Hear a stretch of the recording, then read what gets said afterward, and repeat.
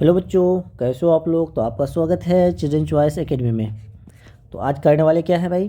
तो आपको मैं मैथ्स का पीवाईक्यू करवाऊंगा जामिया मिलिया इस्लामिया का क्लास 9th एंट्रेंस के लिए।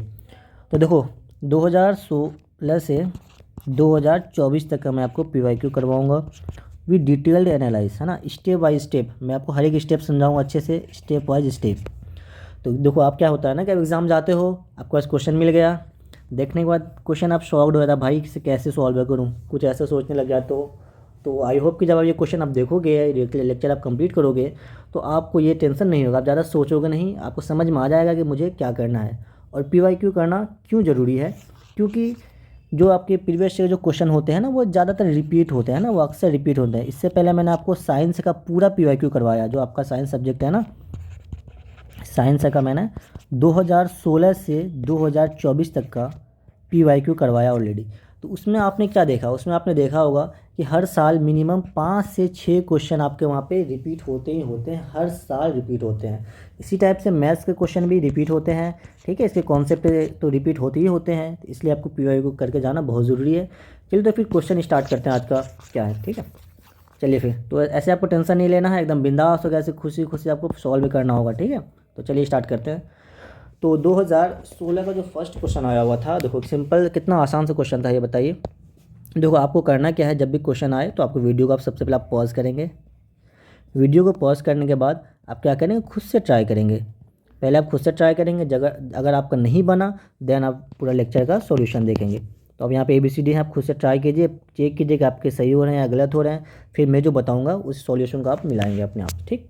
तो चलिए देखते हैं क्वेश्चन क्या है। तो फर्स्ट क्वेश्चन है सिंपल सा, सिंप्लीफाई करने कह रहा है। तो ऐसे क्वेश्चन देख के बच्चे डर जाते हैं यार कि नहीं इसे मतलब कैसे सॉल्व होगा, डरना नहीं है आपको। सिंपल सा देखो, ये आपने पढ़ा होगा कुछ पावर वगैरह रूल है।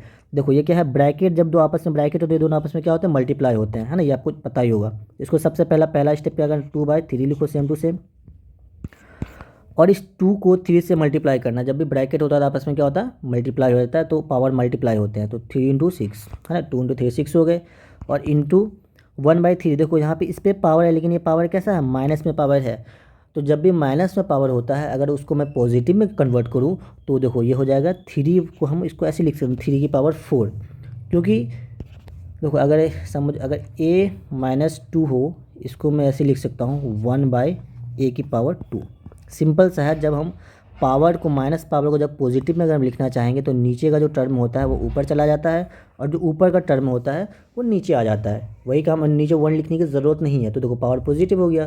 तो उसी टाइप से देखो यहाँ पे माइनस में है, तो मैं इसे भी पॉजिटिव में ट्राई करूँगा लिखने का। तो इसे क्या करूँगा, तो 1/3, ठीक। तो ऐसे लिख सकते हैं, बिल्कुल, हाँ बिल्कुल लिख सकते हैं, और इंटू 1/6। ये स्टेप आपको समझ में आ गया होगा। अब देखो यहाँ पे करना क्या होता है, अब अभी इसे मल्टीप्लाई वगैरह कुछ नहीं करना है। बच्चे क्या करने लगते हैं, इसे मल्टीप्लाई करते हैं फिर कट करते हैं, नहीं, आपको मल्टीप्लाई नहीं करना होता है। अब सिंपल सा देखो यहाँ पे 2 की पावर 6 यानी 3 की पावर 6, इसका मतलब क्या है, इसका मतलब ये है कि 2 जो है वो 6 बार लिखा हुआ है, और 3 जो है वो 6 बार लिखे हुए हैं। तो आप यहाँ पर लिखो 2 को 6 बार लिख दो। देखो मैं आपको लिख के बता रहा हूँ कि आपको समझ में आ जाएगा। अब एग्जाम में इसे बहुत ही शॉर्ट करता हूँ, निपटा सकते हो। तो इसे 6 टाइम्स यहाँ पे लिख दो, 1 2 3 4, इसे यहाँ पे लिख दिए, ठीक। अब यहाँ पे क्या कीजिए, 3 को भी आप कितने टाइम से लिखो, 6 टाइम से लिखो, बिल्कुल लिख सकते हो। इसमें मल्टीप्लाई नहीं करना भाई, आपको मल्टीप्लाई करने में उतना टाइम वेस्ट नहीं लगाना, ठीक है। तो ये आपको 6 टाइम से लिख दिया। अब देखो यहाँ पे 3 की पावर 4 था, मतलब कि आपको 3 ये कितने टाइम से, ये भी आपको 4 टाइम से, इसको भी 4 टाइम से लिखो, तो ऐसे लिख दो। अब इसको 1/3 एंड 1/6, देखो एक इतना तो लिख सकते हो नहीं। इसमें मल्टीप्लाई वगैरह करने में क्या, लिखने में एक मुश्किल से 2 से 3 सेकंड लगते हैं। तो इतना लिखने के बाद आपको क्या करना है, सबको कट कीजिए आपस में। देखो यहाँ पे 1 2 3 4, 1 2 3 4, इस जो 3 जो काटे हैं, अब नीचे का 3 काट दीजिए, 1 2 3 4, कट जाएगा आराम से। आपको पता है आराम से कट जाता है, कोई दिक्कत इसमें है नहीं। उसी टाइप से 2 का टेबल कितने बार पढ़ेंगे, 6 आ जाएगा, 2 3 जा 6, ये कट गए, है ना। इतना सा देखो, कोई मल्टीप्लाई करने की कोई ज़रूरत है बिल्कुल नहीं, सिंपल से कट करते जाइए। फिर इसको आपस में मल्टीप्लाई करो, 2 2 जा 4, 4 2 जा 8, 8 2 जा 16, 16 2 जा 32। अब इसका ऊपर क्या लिख दो, मल्टीप्लाई करने के बाद 32 हो जाएगा। और नीचे देखो, नीचे वापस से मल्टीप्लाई हो, 3 3 जा 9, और 9 3 जा 27, 23 इंटू 3 कितने हो जाएंगे बताओ, 81। तो बस इसका आंसर है, सिंपल सा, इसमें कुछ क्या है, कोई दिक्कत है? कोई दिक्कत की बात है तो बताओगे कोई दिक्कत है सर इसमें? बिल्कुल कोई दिक्कत नहीं है।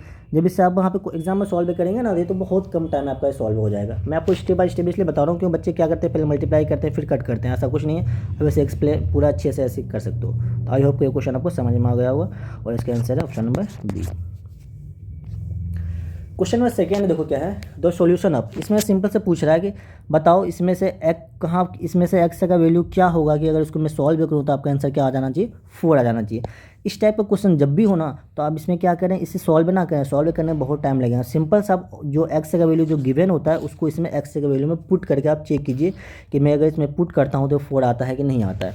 देखो ऑप्शन नंबर ए है, अगर मैं यहाँ पे 7x में यहाँ पे एक्स का वैल्यू क्या 3 दे रखा है तो मैं एक्स के बदले में 3 लिख सकता हूँ। तो इसका स्टेप क्या है, 7 × 3 लिख सकते हो बिल्कुल, और -1/4 1/7।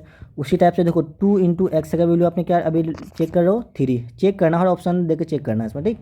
तो 2 × 3 -1 -3/2 बस। अब इक्वल टू देखो इसमें सिंपल सा LHS is equal to RHS आपको करना होता है, LHS is equal to RHS आपको करना होता है, ठीक। तो अब देखो इसको मल्टीप्लाई किया 7 3 21 -1/4 -1/7। अब ब्रैकेट को आप सॉल्व जब करेंगे तो कितने हो जाएंगे बताओ, अब माइनस माइनस प्लस -4 और 2 से माइनस करोगे कितना हो जाएगा, -2। इसको आप कट कर दीजिए तो 6 माइनस कितने हो जाएंगे, माइनस से माइनस प्लस, ठीक है, +1। तो आपके यहाँ पे 6 से +1 हो जाएगा और इसको आप सब सॉल्व करोगे तो कितना हो जाएगा, 20/4 -1/7 × 7। अब इसे 7 से 7 कट कर दीजिए, 4 से इसको कट करोगे कितना हो जाएगा, 5 हो जाएगा। तो आपका क्या बचा फाइनल यहाँ पे, 5 - 1 इज इक्वल टू क्या, 4 आ गया। अब देखो यहाँ पे LHS आपका क्या निकला है, LHS इज इक्वल टू 4 निकला है और RHS भी कितना था आपका, 4 था। मतलब कि LHS is equal to RHS proof हो गया। तो आपका आंसर क्या हो जाएगा, 3 हो गया। और अगर ये 3 नहीं होता तो आप अगर इसे कट करके आप ऑप्शन नंबर बी चेक करते, बी को इसमें पुट करके चेक करते। अगर ये भी नहीं होता इसे मतलब इस टाइप से इसे सॉल्व भी किया जा सकता है, ठीक है। अब इसे प्रैक्टिस करके जाना जरूर, ये बहुत आसान तरीका होता है सॉल्व करने का। और जब भी आप क्वेश्चन में जाओ ना सबसे पहले ए चेक करो, उसका डी चेक क्या करना, बीच वाला तो लास्ट में चेक करना, ठीक। आई होप आपको समझ में आ गया होगा। तो ऑप्शन नंबर इसका है ए। क्वेश्चन नंबर 3 में देखते हैं क्या कह रहा है। क्वेश्चन नंबर 3 बहुत ही आसान क्वेश्चन है। थोड़ा सा इसमें देखो जो ये क्वेश्चन जो है ना थोड़ा सा इसमें दिक्कत थी, लेकिन मैं इसे सॉल्व आपको बताता हूँ कैसे करते हैं। देखो इसमें क्या करा, the number consist of 2 digit, एक नंबर है जिसमें 2 डिजिट कंसिस्ट करता है, विच 10 से एक्सीड बाय 7, जो 10 से डिजिट होता है उसके अंदर का वो यूनिट डिजिट से कितना बढ़ा हुआ है, 7 बढ़ा हुआ है, यूनिट डिजिट से 7 बढ़ा हुआ है। तो इसमें आपको क्या करना है कि यूनिट डिजिट को आप एक्स मानेंगे, है ना। Let the unit digit be x, तो यूनिट डिजिट को आप एक्स से मानेंगे। ये क्या कह रहा है कि जो 10 डिजिट है वो कितना बढ़ा हुआ है, यूनिट डिजिट से 7 बढ़ा हुआ है। तो यूनिट डिजिट अगर मेरा एक्स है तो आपका जो 10 डिजिट है वो कितना होगा बताओ, खुद बताओ। तो 10 डिजिट बढ़ा हुआ कितना, एक्स बढ़ा हुआ ना, सॉरी 7 बढ़ा हुआ ना, तो एक्स प्लस ये हो जाएगा 7। तो ये आपका हो गया यूनिट डिजिट, ये होगा 10 डिजिट हो गया। तो अब देखो क्या कह रहा है, पूछा कि अब देखो इससे नंबर क्या हो जाएगा। अब यहाँ से अगर number itself is equal to, अब इससे एक नंबर होता है, जैसे कि कोई भी नंबर लिख दो। अब जैसे कि मैं लिख दूँ 2 4 लिखूँ तो ये वाला टर्म क्या होता है, 4 इसमें क्या है 1 से है और ये क्या है 10 से है। तो ये कुछ नंबर होते हैं ना, तो ये वाला 1 से टर्म हो गया, उसको यूनिट डिजिट भी कहते हैं, ये आपका 10 से होता है। तो अब यहाँ से एक नंबर लिखिए, यहाँ से इन दोनों को मिला के आपका नंबर बन जाएगा, ठीक। तो इसमें नंबर लिखिए आप, नंबर जब लिखेंगे तो बताओ नंबर कैसे लिख रहा है, 1 से पहले आपको यहाँ देखो, पहले क्या है यहाँ पे 1 से डिजिट है, देन 10 से है। तो आप पहले देखो यहाँ पे x + 7, तो ये आपको लिखना है। लेकिन जो 10 से वाला डिजिट होता है उसको हम मल्टीप्लाई करते हैं 10 से, ये आपको पता ही होगा, है ना। उसके बाद प्लस x कर देंगे। जब इसे आप सॉल्व करेंगे तो कितना हो जाएगा बताओ, 7 कितना 10x + 70 और प्लस x। इसे और सॉल्व भी कीजिए, कितना हो जाएगा 11x + 70। ये आपका बस यहाँ तक का टर्म निकल गया ना, ये पहला लाइन है। अब सेकंड क्या कह रहा है, स्टेप सेकंड है, फर्स्ट स्टेप था आपका। सेकंड स्टेप क्या है, the number itself is equal to the sum of the its digit. अब ये जो नंबर निकला ना, तो ये इसका डिजिट कितना था, 2 डिजिट है, एक आपका है यूनिट डिजिट, एक है 10 डिजिट। ये कह रहा है कि जो नंबर है ये दोनों डिजिट के सम के बराबर है। अब अकॉर्डिंग टू क्वेश्चन आते हैं, अकॉर्डिंग टू क्वेश्चन क्या कह रहा है कि जो नंबर है, जो आपका नंबर निकला 11x + 70, ये किसके बराबर है, equal to the sum of the its digit. तो इससे डिजिट क्या है इसका, एक्स डिजिट है और एक्स प्लस 7 डिजिट है। ये बोला ये दोनों आपस में इक्वल हैं, तो अब इसे सॉल्व भी कीजिए। जब इसे आप सॉल्व करते हैं तो क्या हो जाएगा 11x, उसका ये दोनों एक्स को ऐड कर दिए 2x हो जाएगा, इधर लेकर ये माइनस हो जाएगा, तो ये हो जाएगा 2x इज इक्वल टू 7 और माइनस 70। 11 में से 2 माइनस करो कितना हो जाएगा 9x इज इक्वल टू कितना हो जाएगा -63। अब इसे सॉल्व भी कीजिए, कितना आंसर निकलेगा, x का हो आंसर -7। तो देखो इसका आंसर आया -7। लेकिन जब मैं इस टाइप का क्वेश्चन सॉल्व आप करते हो तो डिजिट कभी भी नेगेटिव नहीं होना चाहिए, तो मतलब कि ये नॉट सेटिस्फाइड डिजिट है। इसका ऑप्शन हो जाएगा ऑप्शन नंबर डी। जब मॉड्यूल से देखोगे तो वहाँ ऑप्शन नंबर 70 दिया हुआ था, लेकिन वो आंसर पॉसिबल नहीं है, क्योंकि देखो डिजिट ही आपका क्या आ रहा है, नेगेटिव आ रहा है, और नेगेटिव पॉसिबल नहीं होता है। ठीक, आई होप का कोई समझ में आ गया होगा। इसी टाइप के कुछ और दूसरे टाइप के क्वेश्चन आएंगे तो इसी कॉन्सेप्ट आपको लगाना है। सबसे पहले यूनिट डिजिट लिखेंगे, जितना बढ़ा है बोला उतना बढ़ा देना है। उसके बाद फिर इसका देखो पहला स्टेप आपको ये करना ही है, यूनिट डिजिट को एक्स मानना है। दूसरा डिजिट आपको 10 से डिजिट लिख देना है अकॉर्डिंग टू क्वेश्चन। और थर्ड ये आपका तो फिर ये वैल्यू आपका फिक्स है, ये कभी भी इस टाइप का क्वेश्चन आए तो ये 3 जो स्टेप है ना, ये आपका करना ही करना ये तीनों। और ये वाला अकॉर्डिंग टू क्वेश्चन वाला आपका वेरी करेगा, कभी जैसे यहाँ पे क्या बोला है कि equal to the sum of its digit, कभी कुछ और बोल देगा, तो उसके अकॉर्डिंग ये वाला जो है ना एक सेकंड स्टेप ये आपका चेंज होगा, लेकिन ये वाला चेंज नहीं होगा। ठीक है। क्वेश्चन नंबर 4 देखिए, बहुत ही आसान है। एक quadrilateral which is equilateral but not a equi angular. देखो इक्विलेटरल क्या होता है बताओ, इक्विलेटरल किसको बोलते हैं, इक्विलेटरल का सिंपल मतलब क्या होता है बताइए जरा सा, आप खुद से इसे पहले सॉल्व करना। देखो वर्ड इसका आप ये मतलब समझो, इक्विलेटरल का मतलब होता है ऑल साइड्स आर इक्वल। ठीक, उसी तरीके से इक्वी एंगुलर, एंगुलर आया ना, तो इसका मतलब क्या होगा all angles are equal, all angles are equal. पूछा बताओ ये कंडीशन इसमें से कौन सा फॉलो हो रहा है, क्या पैरेललोग्राम जो होता है उसका सारा का सारा एंगल इक्वल होता है क्या, नहीं भाई बिल्कुल भी ऑल एंगल इक्वल नहीं होता है इसका, ये तो कट गया।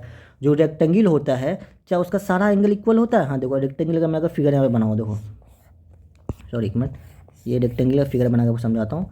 तो इसके तो सारे एंगल आपको 90 डिग्री होते हैं, ये आपको पता है। ठीक, चलिए, लेकिन ये बोल रहा है नोट अ इक्विलेटर, जिसका सारे के सारे एंगल बराबर नहीं होने चाहिए, तो ये भी कट गए। और इसमें बोल रहा है कि ऑल साइड इक्वल, तो इसका ऑल साइड इक्वल तो होता ही नहीं भाई, इसका अपोजिट साइड इक्वल होता है, तो यूँ ही कट जाएगा। अब आते हैं रोम्बस, रोम्बस कुछ ऐसा होता है। ठीक है, इसमें क्या होता है रोम्बस का आपको पता होता है कि इसमें ऑल साइड क्या होता है, all side are equal, all side equal होता है, लेकिन जो ऑल एंगल होता है ये इक्वल नहीं होता है। तो वही कंडीशन पूछ रहा है कि ऐसा क्वाड्रिलेटर बताओ जिसके सारे के सारे साइड तो इक्वल हैं, लेकिन सारे एंगल आपके इक्वल नहीं है। नोट पे ध्यान देना, नोट इक्वल नहीं है, तो वो कौन सा कंडीशन हो गया इसका, ऑप्शन नंबर सी। तो आपको ये पता होना चाहिए इक्विलेटरल क्या होता है, इक्विलेटरल है ना, और इक्वी एंगुलर क्या होता है, ये सारे का सारा आपको थोड़ा बहुत पता होना चाहिए, बिल्कुल होना चाहिए पता। क्वेश्चन नंबर 5 है, if P Q R S is a quadrilateral, P R and Q S bisect each other, then P Q R S is a. अब देखो ये क्वेश्चन क्या कह रहा है, क्वेश्चन नंबर 5 में आ गए हैं। तो पी क्यू आर एस एक आप क्वाड्रिलेटर बनाओ, अरे एक minute, P Q R S एक आपका क्वाड्रिलेटर है। आप क्या कह रहा है, P R and Q S bisect each other, P R है ना, P R and Q S bisect each other. तो अब यहाँ पे ये बताइए इस वाले कंडीशन को अगर ये बाइसेक्ट एक दूसरे को करे तो ये कौन सा आपका इसमें से कौन सा क्वाड्रिलेटर कहलाएगा। देखो इसका सिंपल सा फॉर्म एक क्या होता है, मतलब कि जो कॉन्सेप्ट होता है सिंपल सा, इसमें आपको याद रखना है ये पैरेललोग्राम का प्रॉपर्टी होता है। आपको सबसे पहले इसका क्या होता है, ये पैरेललोग्राम का प्रॉपर्टी होता है, क्योंकि जो पैरेललोग्राम का प्रॉपर्टी हो ना उसका जो डायगोनल होता है, इसको हम क्या बोलते हैं, डायगोनल बोलते हैं। जो डायगोनल जो होता है पैरेललोग्राम को ये आपस में इक्वल पार्ट में बाइसेक्ट करता है एक दूसरे को। ठीक, तो इसीलिए आपका आंसर क्या हो जाएगा, option number D.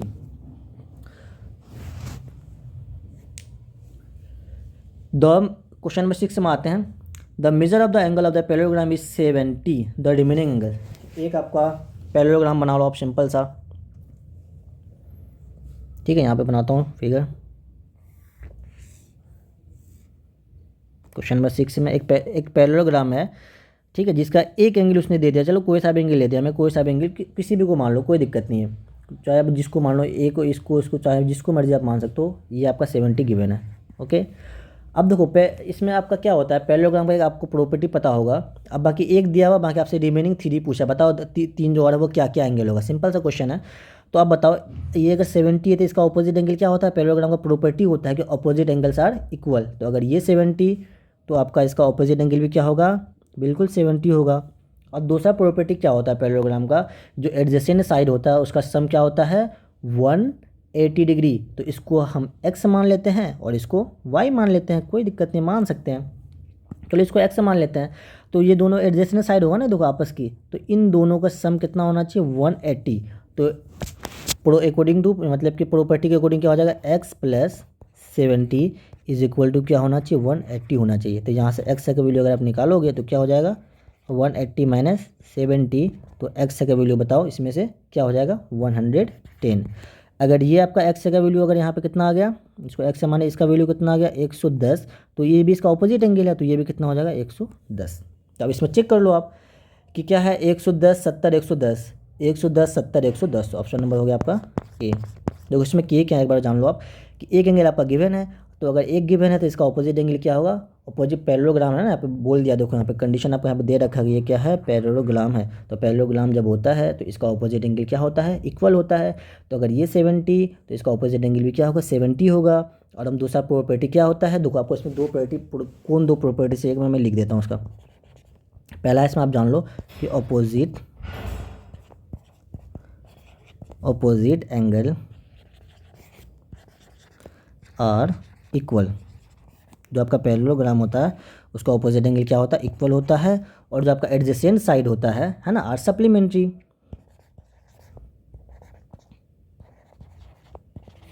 Adjacent angle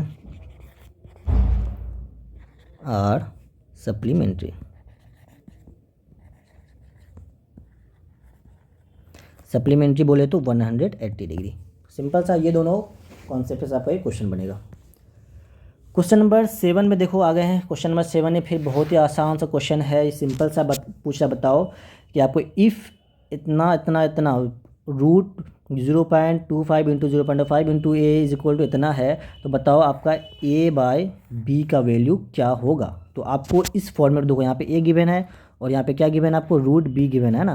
तो इन दोनों को हमको इस फॉर्मेट में लाना है, फिर आपको आंसर बताना है। बताओ अगर इसको इन फॉर्मेट में लाए तो इसका आंसर क्या होगा। सिंपल सा क्वेश्चन है।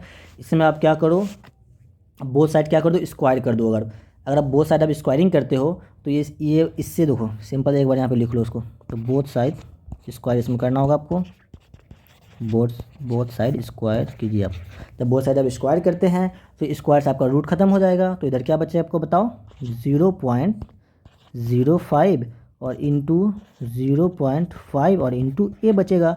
और इधर तो रूट है नहीं, तो इस पर भी स्क्वायर आ जाएगा, इस पर भी स्क्वायर आ जाएगा, ये रूट से स्क्वायर इसका खत्म हो जाएगा। तो इज इक्वल टू 0.5 का स्क्वायर। अभी मैं से स्क्वायर नहीं करूँगा यहाँ पे, क्योंकि जब भी ऐसा कैलकुलेशन आए ना, अब मल्टीप्लाई स्टार्टिंग में ना करें, ठीक है। तो अब मल्टीप्लाई लास्ट में क्या कीजिए, ताकि आपको जो बहुत सारे वैल्यू होते हैं ना कट जाते हैं। तो अगर मैं इसका भी अगर स्क्वायर दोनों साइड करते हैं तो इस पर स्क्वायर आएगा, तो इसको मैं 2 बार लिख सकता हूँ ना, 0.5 इंटू 0.5। तो उसी टाइप से इसको मैं 2 बार लिख सकता हूँ, इंटू 0.05 इंटू 0.05। अब देखो ये रूट बी का अगर आप स्क्वायर करते हो तो ये स्क्वायर से रूट खत्म हो गया, तो मतलब उसमें तो कोई हमें ज़रूरत नहीं है, तो डायरेक्ट बी लिख देंगे। अब आपसे क्वेश्चन क्या, देखो अब ये दोनों इक्वल है, इक्वल से इधर 0.05 0.05 ये दोनों आपस में कट गया। उसी टाइप से देखो मैं थोड़ा कलर चेंज कर दूँ ताकि आपको दिख जाए। हाँ देखो 0.05 तो 0.05 से ये आपका कट गया। उसी टाइप से 0.5 और 0.5 कटा, तो इधर आपका क्या बचा, 0.5 बचा और 0.05 बचा। तो अब इसका फॉर्मेट किस में लाना, ए बाय बी के फॉर्मेट में लाना। बच्चे क्या करते हैं, कभी बी बाय ए के फॉर्मेट में निकाल देते हैं, नहीं, ए ऊपर होना चाहिए और बी नीचे होना चाहिए। देखो ए ऑलरेडी यहाँ पे है, इस बी को इक्वल से इधर लेके आ जाओ। तो यहाँ बी अभी मल्टीप्लाई में है, तो इधर आएगा तो क्या हो जाएगा, डिवाइड में हो जाएगा। तो इसको हम क्या लिखेंगे, A by B is equal to, यहाँ पे क्या बचा, 0.5 इंटू 0.05। जब इन दोनों का आप आपस में मल्टीप्लाई करोगे तो बताओ इसका आंसर क्या हो जाएगा, 0.0, बताओ क्या होगा, 0.025 इसका आंसर हो जाएगा। तो इसका आंसर है आपका ऑप्शन नंबर बी। देखो इसमें आप जो मॉड्यूल वगैरह देखोगे ना तो उसमें थोड़ा सा इसका आंसर गलत गिवन है, तो इसमें कहीं पे आपको सी दे रखा है, लेकिन आपको देखो सी बिल्कुल कभी नहीं होगा, ये मैं क्लियर बोल देता हूँ, पर सी नहीं होगा, तो इसका आंसर होगा 0.025 इसका आंसर होगा। आई होप कि आपको ये वाला कॉन्सेप्ट समझ में आया होगा। जब भी ऐसे क्वेश्चन आए तो आपको कभी मल्टीप्लाई स्टार्टिंग में नहीं करना है, इसे आप पहले एकदम एक्सपेंड कर दीजिए, देन जो कटता है उसे काट दीजिए, उसका जो आंसर लास्ट में आप मल्टीप्लाई करना। कभी भी किसी टाइप इस टाइप का कभी भी क्वेश्चन आया तो आपको सिंपल सा ही रूल अपनाना है। क्वेश्चन नंबर 8 देखो, ये भी बहुत ही अच्छा लॉजिकल क्वेश्चन है। क्वेश्चन नंबर 8 क्या कह रहा है कि √24 देखो √2401 इज इक्वल टू √7 की पावर x है। देखो आप जब मॉड्यूल आप देखोगे ना तो कहीं पे क्या कर रखा है, इसे डायरेक्ट यहाँ पे पावर नहीं दे के यहाँ पे दे रखा है, तो नहीं, अगर यहाँ पे देखते हो तो आप आंसर आपका कभी निकलेगा नहीं, इसलिए कहीं कहीं पे आपका मॉड्यूल वगैरह में आंसर भी नहीं दे रखा है, तो ये उस टाइप से नहीं है, ये पावर में x है, अगर पावर में x करते हो तब ये क्वेश्चन सॉल्व होगा आपका। तो सिंपल सा देखो क्वेश्चन है ये, तो √240901 का जब रूट अगर निकालोगे तो इसका रूट आएगा आपका 49। आप चाहो तो यहाँ पे ट्राई कर सकते हो 0.01, इसको आप फैक्टराइज करें आपको यहाँ पे 49 निकल के आएगा। ये 49 इज इक्वल टू √7 की पावर x। अब देखो यहाँ पे क्या करना है, ये मुझे क्या क्या x का वैल्यू निकालना है, आपका क्या पूछा, then x is equal to what, तो x का वैल्यू निकालना है। तो अब यहाँ पे x ऊपर है तो भाई हम मुझे कुछ ऐसा करना था कि अब बेस आपका इसका सेम हो जाए, और x को आपने ये पढ़ा होगा ना कि a की पावर m इंटू a की पावर n, तो ये सब कॉन्सेप्ट पढ़े हो आप, है ना, बिल्कुल पढ़े होगे। इसी टाइप से डिवाइड का आता है, यही सब कॉन्सेप्ट यहाँ पे एक्सपेंड हो ना, एक्सपोनेंट वाला कॉन्सेप्ट यहाँ पे लगेगा, अभी मैं बताता हूँ कौन सा लगेगा, ठीक। तो देखो ध्यान से, तो यहाँ पे क्या करना है, देखो अब इधर मुझे इस रूट को हटाना है, तो रूट को हटाने के लिए सिंपल सा कॉन्सेप्ट होता है, अब इसे स्क्वायर कर दो, या नहीं तो ऐसा करो कि 49 लिखो। आप यहाँ पे 49 किसका स्क्वायर है बताओ, देखो 7 है ना, तो मैं चाहूँगा यहाँ पे ये बेस आपका सेम हो। जब बेस सेम होता है तो आपका पावर इक्वल में क्या होता है, दोनों अगर बेस सेम हो तो दोनों पावर को हम इक्वल लिख सकते हैं। तो इसे आप क्या लिख सकते हो, 7 का स्क्वायर लिख सकते हो क्या, बिल्कुल लिख सकते हो, इज इक्वल टू 7 को हम 1/2 लिख सकते हैं। अगर मैं रूट हटा दूँ तो रूट का मतलब ही होता है 1/2, तो रूट का मतलब क्या होता है बताओ, रूट का मतलब ही होता है 1/2। अगर मैं रूट हटा दूँ तो मैं 1/2 लिख सकता हूँ, और यहाँ पे ऊपर ऑलरेडी क्या है, x है। अब देखो ये दोनों 7 बेस सेम हो गया, जब अगर बेस सेम होता है तो पावर को हम इक्वल लिख सकते हैं। ये सब आपको आई होप पता ही होगा, नहीं पता तो आप जान लो कि जब भी बेस सेम होता है तो आपका पावर को आप इक्वल लिख सकते हो। तो ये 2 बेस सेम है तो इसका पावर क्या है 2, और इस बेस का पावर इसका इस 7 का पावर क्या है 1/2 इंटू एक्स। तो यहाँ से अगर एक्स को आप निकालते हो तो क्रॉस मल्टीप्लाई कर दो, क्या करो यहाँ पे क्रॉस मल्टीप्लाई करो। जब आप क्रॉस मल्टीप्लाई करेंगे 2 इंटू 2 क्या हो जाएगा 4, और एक्स इंटू नीचे कुछ नहीं है तो 1, तो एक्स का वैल्यू आपको यहाँ से क्या आएगा 4, है ना। ये आई होप कि अभी क्वेश्चन आपको समझ में आ गया। तो ऑप्शन नंबर इसका है बी। बहुत ही आसान क्वेश्चन आता है यार, आप बस थोड़ा सा कॉन्सेप्ट सीख लें। कॉन्सेप्ट अगर आपको याद पता रहेगा तो आप कोई भी क्वेश्चन को बहुत ईजी वे में कर सकते हो। तो क्वेश्चन नंबर आते हैं 9 में। क्वेश्चन नंबर 9 क्या कह रहा है, क्वेश्चन नंबर 9 तो बहुत ही आसान है भाई, इसे आप पहले खुद से ट्राई करो यार, है ना, ये सब क्वेश्चन तो आप पर बन ही जाना चाहिए। क्वेश्चन नंबर 9 कह रहा है the surface of the cube is equal to 294 metre square the volume. देखो आप सरफेस आपसे दे रखा है और आपसे पूछा है वॉल्यूम। जब भी ऐसा क्वेश्चन आपको कभी भी अगर ऐसा क्वेश्चन एक चीज़ दे रखा हो दूसरा चीज़ पूछा हो तो सबसे पहला स्टेप आपको क्या लेना, फर्स्ट स्टेप आपको हमेशा क्या करना है कि जो चीज़ गिवन होता है उसको यूज़ करें, है ना। गिवन आपका क्या है, इसमें ये गिवन है ना, सरफेस एरिया गिवन है, जो गिवन होता है सबसे पहले उसका यूज़ करके अब कुछ ना कुछ वैल्यू निकलेगा, फिर उस वैल्यू से आपका जो निकालना होता है वहाँ जाना है। तो गिवन क्या है, सरफेस एरिया गिवन है, तो आप सरफेस एरिया का फॉर्मूला लगा दो, सिंपल सा, जो गिवन होता है उसी का फॉर्मूला लगाओ। तो सरफेस एरिया ऑफ क्यूब, तो सरफेस एरिया ऑफ क्यूब क्या होता है बताओ, सरफेस एरिया ऑफ क्यूब क्या होता है 6a², है ना, ये सिर्फ सरफेस एरिया ऑफ क्यूब है। तो सरफेस एरिया आपको कितना गिवन है 294, तो ये आपको गिवन है 294, तो 294 इज इक्वल टू 6a² हो जाएगा ये। अब यहाँ से आप इसको कट करो, जब आप कट करोगे तो कितना में कट होगा बताओ 49 इज इक्वल टू a²। तो यहाँ से आप a का वैल्यू निकालो, यहाँ पे स्क्वायर है तो स्क्वायर इधर आकर क्या हो जाएगा रूट हो जाएगा, तो a जगह मैं लिख देता हूँ एक बार और, तो ये हो जाएगा 49, तो a का वैल्यू इसमें क्या हो जाएगा 7। तो यहाँ से आपने a का वैल्यू निकाल लिया, बिल्कुल निकाल लिया। अब आओ दूसरे स्टेप में।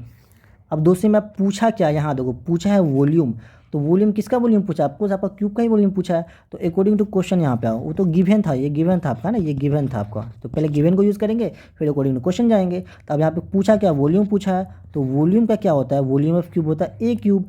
अब देखो यहाँ पे एक क्यूब है, ए का वैल्यू ऑलरेडी आप निकाल चुके हो, तो मतलब ये 7 का क्यूब, तो अब 7 का क्यूब क्या होता है बताओ, 343 और मीटर क्यूब, तो 343 मीटर क्यूब। तो ऑप्शन नंबर इसका option number A.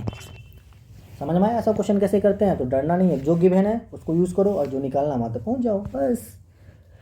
Question number 10 बहुत ही आसान है यार। The cube root of 343 into cube root पूछा है। तो क्यूब रूट का मतलब क्या है कि क्यूब रूट, ऐसे आपको क्यूब रूट चढ़ाना है इस पर, 343 इंटू 9261 का क्यूब रूट। देखो ऐसा क्वेश्चन जब भी हो तो इसको आप ब्रेक कर दो, है ना। जब ऐसा क्वेश्चन हो तो इसे आप आपस में ब्रेक कर सकते हैं। तो इसे आप ऐसे लिख सकते हो 343 का क्यूब इंटू 9261 का क्यूब, इसे ब्रेक करके लिख दो। अब क्या करना है, 9261 का आपको क्यूब अगर नहीं आता तो आप यहाँ पे फैक्टराइज करना। फैक्टराइज करने आए आपको जानते हो, नहीं तो मैं आपको सिखा देता हूँ, कोई दिक्कत नहीं है। तो देखो इसको जब फैक्टराइज करेंगे तो पहले सबसे पहले इसमें 3 से आप डिवाइड ये करेंगे, फैक्टराइज करेंगे, 3 3 जा 9 0 8 एंड 7, ठीक है। फिर यहाँ से आपका क्या हो जाएगा, 7 3 10 18 3। देखो आपको अगर 3 से डिवाइड हो गया नहीं हो, ये कैसे पता करना है, देखो आपका अगर देखो लास्ट टाइम में तो 2 4 6 8 अगर हो तो 100% 2 से डिवाइड होगा, 2 से फैक्टराइज करना। अगर वैसा नहीं हो तो आप 3 से कैसे चेक करते हैं आपको पता ही होगा। तो इसके लिए सिंपल सा 3 से चेक करने का तरीका क्या होता है, इन सब डिजिट को आपस में ऐड कर दो। तो 9 को 2 ऐड, 9 प्लस 2 कितना हो जाएगा 11, 11 प्लस 6 कितना हो जाएगा बताओ 17, 17 प्लस 1 कितने हो गए 18। अब देखो ये 18 जो है, जो इसमें सारे डिजिट को अगर हम ऐड करते हैं तो जितना उसका जो आंसर आया वो आंसर क्या 3 से डिवाइड हो रहा है, क्या 18 से डिवाइड होता है, बिल्कुल 3 से डिवाइड होता है। तो मतलब कि ये जो नंबर गिवन है ये इसका 3 से डिवाइड 100% होगा। तो इसे 3 से आप अगर करोगे, 3 3 जा 9, फिर यहाँ पे 26, तो 3 एस जा 24, तो कितने बचे 2 बचे, 3 7 दा 21। उसी टाइप से इसको चेक करो आप, 8 और 7 जोड़ो कितना हो जाएगा 15, 15 3 कितना हो गया 18। तो 18 क्या 3 के टेबल हमारा बिल्कुल आ रहा है। देखिए हमें बेसिक इस वजह से बताना, बहुत बच्चे के बेसिक वीक होते हैं, इसलिए अगर आपको ये आता है आप वीडियो को स्किप करके आगे नेक्स्ट क्वेश्चन आप बिल्कुल देख सकते हैं, ठीक है। तो मैं क्योंकि ये जो वीडियो लाया हूँ मैं सबके लिए आऊँ ताकि सबका भला हो, सबका मतलब सबको समझ में आए हर एक चीज़, क्योंकि बच्चे यार छोटी छोटी चीज़ें नहीं पता होता है ना मैथ्स में, तो आपको आगे नहीं बढ़ेंगे। और मेरा फर्स्ट लेक्चर है ये और मैं आपको पूरा डिटेल ही बताऊँगा, ठीक है। अगर कोई भी डाउट हो, कुछ भी दिक्कत हो तो आप मुझे कमेंट कर लेना, या मुझे आप इंस्टाग्राम पे आप फॉलो कर सकते हो, वहाँ पे आप क्वेश्चन आप डाउट पूछ सकते हो। एक कादिर 374 मेरा आईडी है, आप मुझे यहाँ पे फॉलो कर सकते हैं। अगर वीडियो आपको अच्छा लग रहा हो तो आप इसे सब्सक्राइब जरूर करें ताकि आपको नोटिफिकेशन आता रहे। तो देखो अब इसे फिर से आप 3 से मतलब हो गया था, 3 3 1 जा 3 0, 3 2 जा 6 और 3 कितना 9 जा 27। अब इसे फिर से चेक कीजिए, 9 प्लस 1 10 प्लस 2 12, मतलब ये 3 12 आपका 3 से फिर हो रहा है। तो सेम ऐसे ही करते जाना, जब इसे करोगे आप 3 तो ये कितने हो जाएगा 3 4 3, फिर ऐसे आप चेक करना है, फिर 3, अब देखो 3 से नहीं जाएगा, अब इसे किससे 7 से जाएगा, तो कितना हो जाएगा 49, फिर 7 49। अब देखो क्यूब रूट निकालने के लिए क्या करते हैं कि मैं इसको पेयर लगाऊंगा ना, इसका पेयर, तो इन 3 का देखो क्यूब रूट की बात आए तो 3 का पेयर लगाना है। इन तीनों में से एक 3 लेना है और इन तीनों में से आपको एक 7 लेना है। तो अब इन दोनों का आपस में क्या करना, मल्टीप्लाई करना, 3 इंटू 7 तो कितना हो जाएगा 21। तो मतलब कि 92 61 का जो आंसर होगा कितना हो जाएगा 21। इसी तरह 343 का जो आपको क्यूब रूट याद ही होगा। देखो ये तो कम से कम 10 तक को तो आप क्यूब रूट याद कर लो, 10 से 15 तक आपको क्यूब रूट याद करके जाना है, बहुत ज़रूरी होता है, वो आपके काम आ जाते हैं। इसका तुमको पता है कितना हो जाएगा -7 इंटू 21। क्यूब रूट जो होता है तो माइनस का क्यूब रूट हमेशा माइनस में ही आएगा, इससे आप कंफ्यूज बिल्कुल ना हो, पॉजिटिव आएगा। माइनस का क्यूब रूट हमेशा एंड हमेशा माइनस आएगा। फिर से बोल दो, सुन लो एक बार और अच्छे से, माइनस का क्यूब रूट क्या आएगा, हमेशा माइनस आएगा। माइनस का क्यूब रूट हमेशा क्या आएगा, माइनस आएगा, ठीक है। तो ये आ गया 7 और जब इसे मल्टीप्लाई करो तो कितना हो जाएगा बताओ 147। तो माइनस है तो माइनस में 147, तो पॉजिटिव आंसर नहीं आएगा, इसका माइनस आएगा। तो आप यहाँ से भी कट कर सकते थे कि भाई माइनस आंसर 100% है। यहाँ देखो ये अगर ये एलिमिनेशन मेथड कैसे लगाते हैं यहाँ पे, तो यहाँ पे माइनस है तो मतलब कि आंसर पॉजिटिव वाला होगा नहीं, ये दोनों का पहले ही कट कर सकते हैं। तो हाँ बाकी इन दोनों आपको थोड़ा चेक करना होता, अगर कुछ और डिजिट होता तो आप उसे भी चेक कर सकते थे। इसका answer option number B. I hope कि आपको समझ में आ गया होगा, ठीक है। अब थोड़ा सा टाइम लगेगा लेकिन अब अच्छे से एक बार देखो, अच्छे से देखो, बाकी आपको पी वाई क्यू अगर सेम देखो पी वाई क्यू रिपीट होते हैं और उसे आपको इस तरह से सॉल्व करना है। क्वेश्चन नंबर 11 भी बहुत ही आसान क्वेश्चन है। देखो इसमें क्या करना है, सिंपल सा क्वेश्चन है, आपको इसका वैल्यू पूछा है, इसे आप सॉल्व करने का बताओ इसका आंसर क्या होगा। तो इसमें करो क्या, 0.1 का स्क्वायर, 0.1 का स्क्वायर कितना होता है बताओ, 0.01 होगा।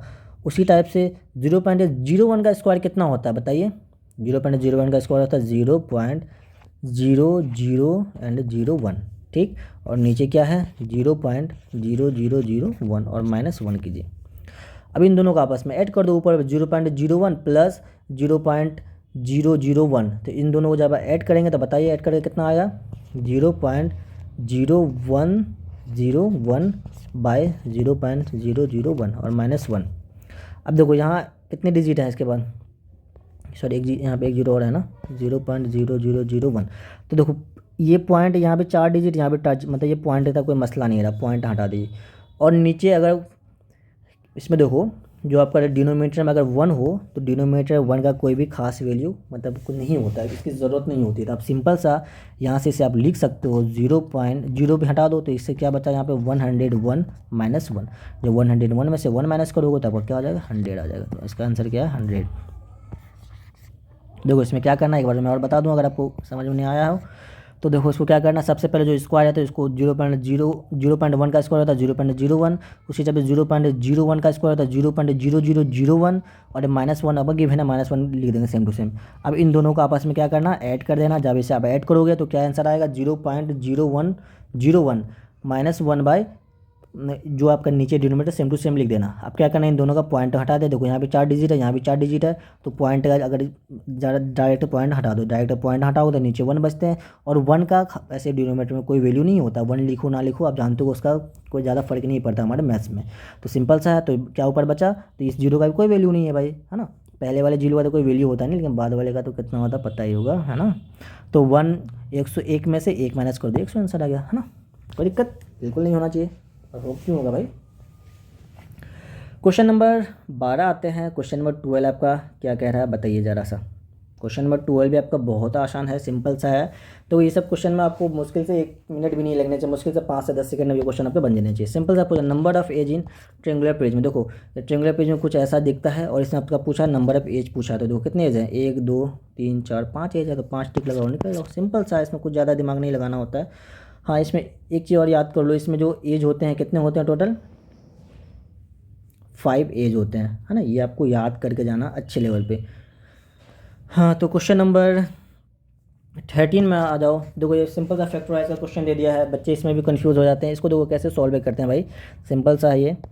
तो सबसे पहले मैं क्वेश्चन लिख दूँ a² minus b² plus 2bc minus c², ठीक है।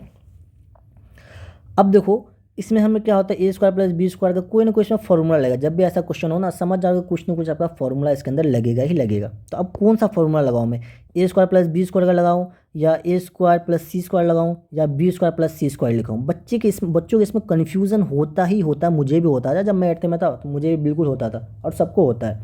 तो इस कन्फ्यूज़न का सॉल्यूशन क्या है, देखो सॉल्यूशन है ये 2bc सॉल्यूशन क्यों है, अगर 2 के साथ देखो अगर a² प्लस b का होल स्क्वायर का फॉर्मूला क्या होता है बताओ, a प्लस b का होल स्क्वायर का फॉर्मूला होता है a² plus 2bc plus b²। उसी तरह से a माइनस b का होल स्क्वायर क्या होता है बताओ, a² माइनस 2 सॉरी b नहीं यहाँ पे, और a² 2ab ना, देख हाँ।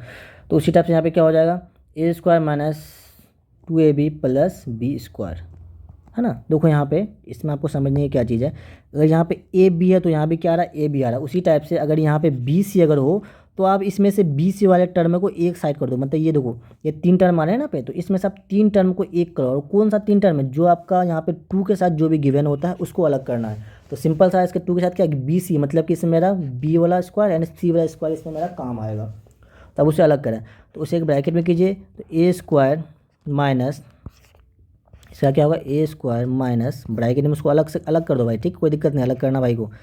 तो b² plus minus minus 2bc minus minus plus c²। अब बताओ ये कौन सा फॉर्मूला आया, a प्लस बी आया minus b, a minus b वाला देखो a² माइनस माइनस माइनस किस में आ रहा है माइनस में आ रहा है ना। तो इसका आंसर सिंपल से क्या हो जाएगा a² माइनस, तो इसके बदले हम क्या लिख सकते हैं एक्सपेंडेड फॉर्म को शॉर्ट फॉर्म में लिख सकते हैं हम a माइनस बी। तो यहाँ पे क्या बी सी है तो यहाँ क्या लिखेंगे बी माइनस सी का होल स्क्वायर, बिल्कुल आप इसे लिख सकते हो। तो एक फॉर्मूला और आपने पढ़ा होगा ए स्क्वायर माइनस बी स्क्वायर, तो यहाँ में एक्स के टर्म में लिखूँ, मैंने तो कन्फ्यूज हो जाओगे, x square minus Y square, इसको आप क्या लिख सकते हो, x plus y multiply x minus y, ये लिख सकते हो, बिल्कुल लिख सकते हो। तो सिंपल सा इसे आप एक्स मान लो और इसे आप वाई मान लो, तो देखो ये क्या कौन सा फॉर्मूला बन गया, ये वाला बना कि नहीं, x square minus Y square, तो एक्स स्क्वायर ये पूरा वाई स्क्वायर, तो इसे x plus y x minus y में लिख सकते हैं, बिल्कुल लिख सकते हैं। तो इसे x plus y x minus y में लिखिए आप। तो एक्स इसमें क्या लिखेंगे, ए पहला क्या प्लस है तो प्लस में लिख दो, प्लस बी माइनस सी, एक ये लिख सकते हो, बिल्कुल लिख सकते हो। अब दूसरा माइनस में लिख दो, तो A square A minus B X minus B है ना, तो इसे लिख दो A minus B minus minus plus और आपका सी। और यहाँ पर चेक करो, A plus B minus C, A plus B minus C, A plus B minus C, A plus ये भी कट ए प्लस, तो आपको सिंपल है, देखो ये यहीं पर निकल गया, ए प्लस बी माइनस सी और ए प्लस, अरे ये क्या हो गया भाई, ए प्लस बी माइनस सी और आपका क्या हो जाएगा यहाँ पे, अरे थोड़ा सा मैं कन्फ्यूज, मतलब आंसर सही निकला, आपका क्या हो जाएगा यहाँ पे, ए देखो आगे पीछे हो गया ये, तो ए plus B minus C, A plus B minus C, A minus B plus C, A minus B plus सी, मतलब आपका आंसर है ऑप्शन नंबर सी। देखो इसमें मैंने क्या किया, एक बार और इसे मैं समराइज कर दूँ। तो सबसे पहले आपको एक टर्म लिखना है और इसमें आपको ये पता करना चाहिए कि बी सी, मतलब ये जो ए प्लस बी ये वाला जो फॉर्मूला होगा ये किसके अकॉर्डिंग लगेगा, जो आपका गिवन होता है इसके अकॉर्डिंग लगता है। यहाँ पे बी सी है तो मतलब यहाँ से मैं बी वाला टर्म लूँगा और यहाँ पे सी वाला टर्म लूँगा, तो इसको मैं बी माइनस सी का होल स्क्वायर लिखा, ठीक। तो अब इसे मैं, अब ये वाला फॉर्मूला होता है आपका A square X square minus Y square, तो X plus Y into X minus Y, तो इसे जब आप ब्रेक करोगे तो आप इसे यहाँ पे सिंपल सा लिख दो। तो अगर आपको समझ में नहीं, अगर समझ में नहीं आया तो आप मुझे फिर से कमेंट करना, मैं आपको नेक्स्ट लेक्चर में फिर से मैं ज़रूर बताऊँगा, ओके। लेकिन आपको समझ में आ गया होगा यार, इतने समझदार तो हो आप लोग। क्वेश्चन नंबर 14 में देखो क्या कह रहा है, 14 थोड़ा सा अच्छा क्वेश्चन है, तो इसे थोड़ा अच्छे लेवल से ही समझेंगे। सिंपल सा क्वेश्चन है या अच्छे लेवल का क्वेश्चन, जो बोल दो, दोनों सही है इसके लिए। तो क्या है कि each edge of a cube is increase by 50%, जो एज होता है ना क्यूब का, तो कितना बढ़ रहा है, 50% बढ़ रहा है। The percentage increase in the area, तो एज, अगर एज को हम बढ़ाएंगे तो आपका बिल्कुल एरिया ही बढ़ेगा। वो बोल रहा है कि जो एज होता है आपका क्यूब है ये सपोज, है ना, अगर मैं क्यूब का एज को बढ़ाऊँ तो आपका क्यूब भी बिल्कुल बढ़ेगा, है ना, क्यूब भी बढ़ेगा। तो बोल रहा है कि अगर मैं एज को बढ़ाऊँ 50%, बताओ उसका एरिया कितना इंक्रीज़ होगा। थोड़ा अच्छा क्वेश्चन है, थोड़ा ऐसे अच्छे से समझो। फिलहाल हमें एज के बारे में कुछ नहीं पता, ठीक। अगर ओरिजिनल एज भी नहीं बताया कि भाई इतना एज इतना बढ़ा रहा हो, सिर्फ आप बोला कि भाई 50% बढ़ रहा है, लेकिन इसने ये नहीं बताया कि आपको इतना एज था तो इतना बढ़ रहा है, सिंपल से बोला बढ़ रहा है। तो चलो मैं एक मान लेता हूँ, तो सिंपल सा है कि लेट द, तो अब इसमें क्या करो, let original edge be x, है ना, ओरिजिनल एज को क्या मान लो आप, एक्स मान लो भाई, एक्स, एक्स को याद मत करना भाई अभी, है ना, एग्ज़ाम देना है। तो अगर ये आपका ओरिजिनल एज अगर आपका एक्स है तो ओरिजिनल सरफेस एरिया क्या हो जाएगा, इसके अकॉर्डिंग आपका सरफेस एरिया बताओ क्या होगा, ओरिजिनल सरफेस एरिया, कौन सा सरफेस एरिया भाई, ओरिजिनल सरफेस एरिया,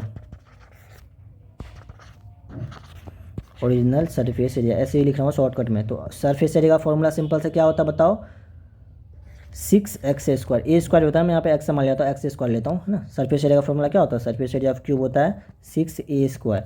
तो अगर मैं एज, और ए आपका क्या होता है, एज होता है, ठीक, या साइड होता है, वो ले एज ले लो साइड ले लो, बात तो बराबर है, कोई दिक्कत नहीं है, एज बोलो या साइड बराबर, सब सेम चीज़ होते हैं, ठीक। तो ये एक्स है तो आपका इसका सरफेस एरिया क्या होगा, 6x स्क्वायर हो जाएगा, ठीक। अब इसमें बोल रहा है कि जो 50% आपने एज को बढ़ाया था, अब यहाँ पे हम new surface, according to question, यहाँ पे आ जाओ आप, अकॉर्डिंग टू क्वेश्चन आ जाओ। तो न्यू एज क्या हो जाएगा, न्यू एज कितना बढ़ा रहा है, 50% बढ़ा रहा है। तो आफ्टर 50% इंक्रीज, तो न्यू एज आपका क्या हो जाएगा बताओ, एक्स प्लस 50%, एक्स प्लस 50%, 50% को हम लिख सकते हैं 50/100 किसका, एक्स का। तब इसे अगर आप सॉल्व करते हो तो आपका आंसर क्या हो जाएगा बताओ, 0 से 0 कटा, तो एक्स प्लस 5, नहीं 0.5x, इसे जब आप सॉल्व करो तो क्या हो जाएगा 1.5x। तो सिंपल सा है कि न्यू एज आपका ये हो गया। तो न्यू सरफेस एरिया क्या हो जाएगा बताइए, ये आपका ओरिजिनल सरफेस एरिया था, तो वो ओरिजिनल का तो जब x था तो इसका 6x² था, लेकिन आपका जब आप एज बढ़ाएं 50% है भाई, आपका ये भी कितना बढ़ेगा 50%, ये भी बढ़ेगा। तो सिंपल सा है इसका कि आप बताओ new surface area, new surface area कितना हो जाएगा। तो सिंपल सा फॉर्मूला क्या होता है 6 से a², इस बार a आपका वैल्यू कितना 1.5, तो 6 इंटू 1.5 x²। जब इसे आप सॉल्व करेंगे तो इसका आंसर क्या आ जाएगा 6 इंटू 1.5 का स्क्वायर क्या हो जाएगा 2.25 x²। जब इसे आप मल्टीप्लाई करोगे तो कितना हो जाएगा बताओ 13.5 x² हो जाएगा। तो न्यू इतना आ गया। अब स्टेप नंबर सेकेंड आइए, स्टेप नंबर सेकेंड क्या कह रहा है, ये आपने एक कंडीशन आ गया, आप पूछ रहा है बताओ percentage increase in surface area, कितना परसेंट इंक्रीज हुआ किसका सरफेस एरिया का। तो ओरिजिनल कितना था भाई, ओरिजिनल सरफेस एरिया ये था, ओरिजिनल सरफेस एरिया था, और इंक्रीज होने के बाद ये हुआ, ये तो आपने बताया कि इतना तो इंक्रीज हुआ। अब ये पूछ रहा है कि इन दोनों का गैप क्या है, बीच का गैप बताओ। तो परसेंटेज निकालने कितना इंक्रीज हुआ उसके लिए क्या करोगे, जो जितना इंक्रीज हुआ और जो ओरिजिनल था उससे माइनस करोगे। तो यहाँ पे सिंपल सा लिखो इंक्रीज सरफेस एरिया क्या करेंगे 13.5 x² माइनस जो आपका ओरिजिनल था कितना था 6x², इसको आप माइनस करो तो 13.5 माइनस 6 अगर आप करते हैं तो कितना हो जाएगा ये 7.5 x²। ये आपका निकला इंक्रीज सरफेस एरिया। अब पूछा परसेंटेज, पूछा ना, पूछा क्या है परसेंटेज है ना, परसेंटेज इंक्रीज पूछा। सिर्फ अगर परसेंटेज नहीं पूछता तो आपका आंसर हो जाता है इतना, लेकिन आपसे पूछा परसेंटेज इंक्रीज बताओ। तो परसेंटेज इंक्रीज भैया अलग ही नमूना है ना, तो अलग ही बात है ये भाई। चलो दिखाते हैं परसेंटेज इंक्रीज भी निकाल, जो पूछेगा भाई वही बताएंगे, कोई दिक्कत ना।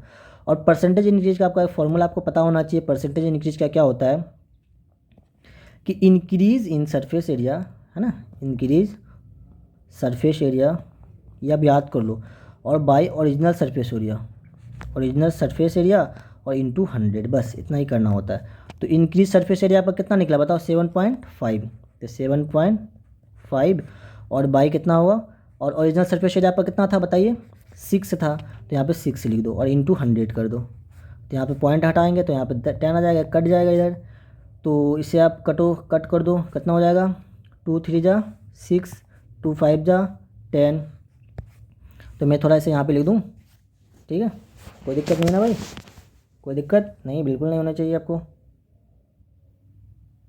तो मैं यहाँ पे लिख देता हूँ, तो ठीक है, तो 75 इंटू 100 बाई 6 इंटू 10, ओके। तो 0 से 0 कट गया और 2 से 3 हो जाएगा, ये कितना हो जाएगा 5 हो जाएगा, 3 से इसे काटोगे आप तो कितना हो जाएगा 3 2 एंड 5, तो 25 से कितना हो जाएगा 25 पंचे 125, तो आपका आंसर कितना हो जाएगा 125% आपका इंक्रीज हुआ है। देखो इसमें आपको क्या करना है, एक बार मैं समराइज़ कर लूँ फिर से, ठीक है, थोड़ा अच्छा क्वेश्चन है।